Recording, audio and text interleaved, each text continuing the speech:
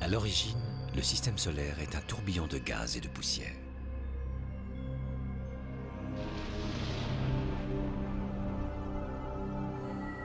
Petit à petit, ces éléments se regroupent pour former une masse compacte, de petits morceaux de matière plongeant dans de plus larges agrégats pour former les planètes.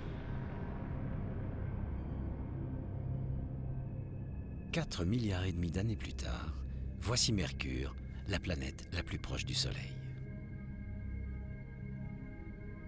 Après Mercure, 3 autres petits mondes rocheux. Vénus, la planète Terre et Mars. À des millions de kilomètres, les géantes gazeuses, Jupiter, Saturne et ses anneaux, puis Uranus et Neptune et, plus loin encore, Pluton. Et les débris rocheux naviguant dans la ceinture de Kuiper. Aux confins du système solaire, voici les comètes du nuage de Oort, des blocs de glace aussi vieux que les planètes.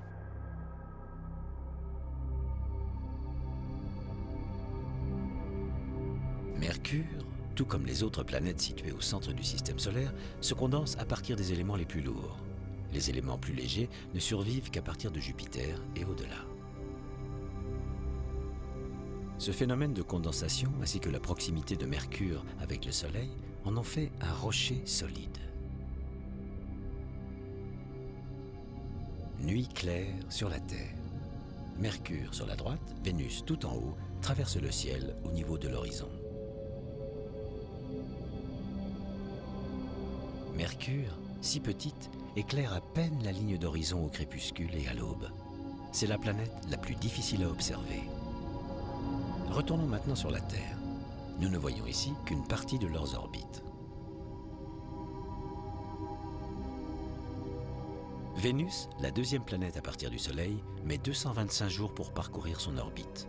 Mercure, seulement 88. Parfois, Mercure se trouve dans l'alignement de la Terre et du Soleil. On la voit alors traverser le disque du Soleil.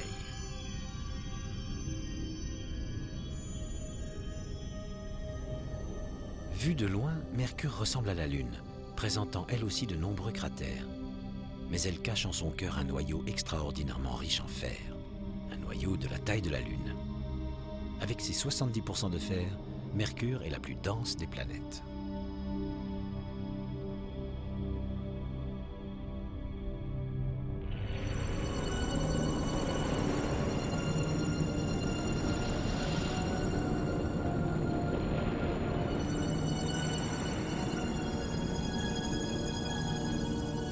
Une distance moyenne de 58 millions de kilomètres sépare Mercure du pivot central du système solaire, le Soleil. Toutes les images de Mercure nous viennent de la sonde Mariner. Novembre 1973, mission Mariner 10. La sonde s'envole vers la planète la plus proche du Soleil.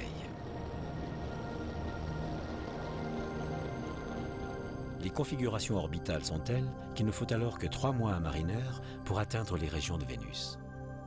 De là, bénéficiant des lois gravitationnelles, elle est propulsée par Vénus en direction de Mercure. La rencontre a lieu en mars 1974. Mariner y réalise alors 3 vols d'approche. En voici les résultats. Mercure ressemble à un champ de bataille. Écorché et irradié par le soleil si proche, c'est un paysage désolé, fait de cratères et de fissures qui s'offrent à nous.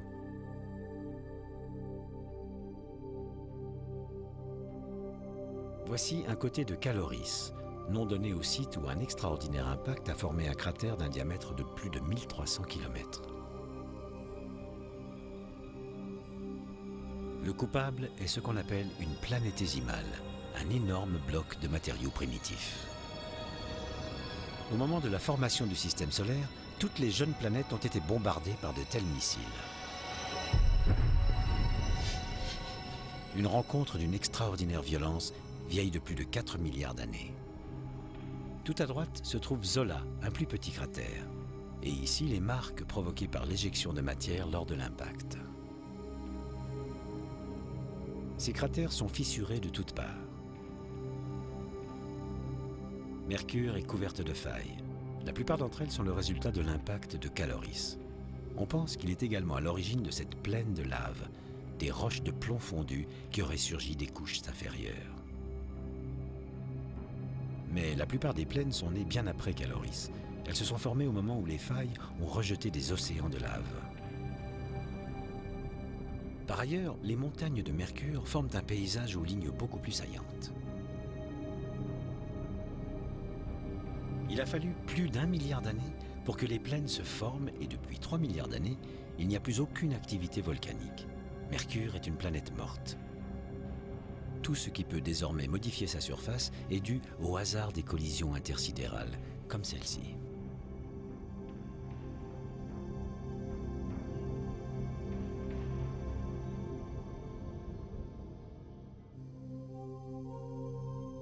La flèche nous montre que Mercure tourne extrêmement lentement sur son axe. En parcourant son orbite solaire, elle a seulement tourné 1,5 fois sur elle-même, ce qui a pour résultat un calendrier un peu fou.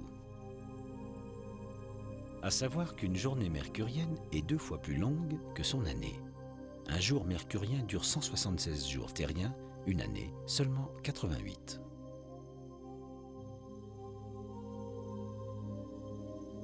Et ça se complique. Si vous vous teniez debout sur Mercure, vous verriez le Soleil rapetisser dans le ciel. Ce phénomène provient de la variation de la distance entre la planète et le Soleil.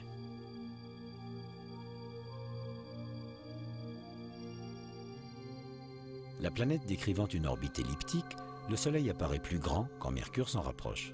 De loin, il est 2 fois plus petit. Mais il y a encore plus étrange. Chaque fois qu'elle passe au plus près du Soleil, Mercure accélère pour ralentir ensuite.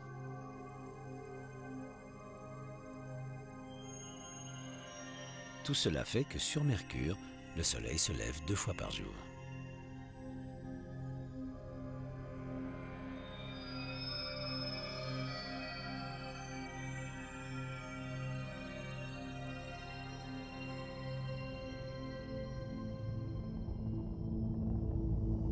Parce qu'elle est proche du Soleil, Mercure est une planète très chaude. À midi sur l'équateur, la température peut atteindre 430 degrés Celsius pour redescendre parfois la nuit jusqu'à moins 170 degrés. C'est la seule planète à avoir une variation de température de 600 degrés.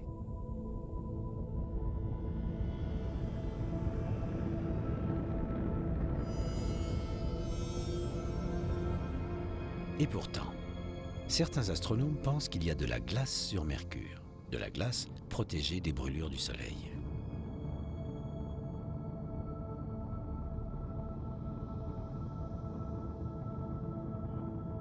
De puissants radiotélescopes opérant depuis les États-Unis ou ici, à Puerto Rico, ont décelé de vastes plaques de glace dans les régions polaires de Mercure.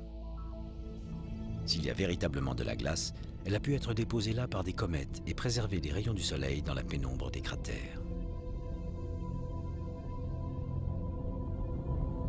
Mais avant de pouvoir valider cette hypothèse, il faudra attendre une prochaine mission vers Mercure. Car il est impossible de l'observer à travers nos instruments optiques géants. Elle est trop proche du Soleil éblouissant. Et personne ne veut risquer d'endommager le télescope spatial Hubble.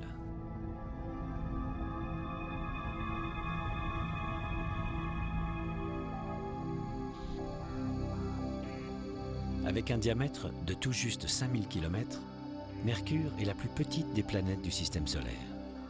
Son atmosphère est si mince qu'elle existe à peine, et son champ magnétique a une intensité de l'ordre du centième de celui de la Terre. Presque tout ce que nous savons aujourd'hui de Mercure nous vient de Mariner 10. Il faudra bien d'autres missions pour aller observer, photographier et analyser l'autre moitié de cette étrange planète.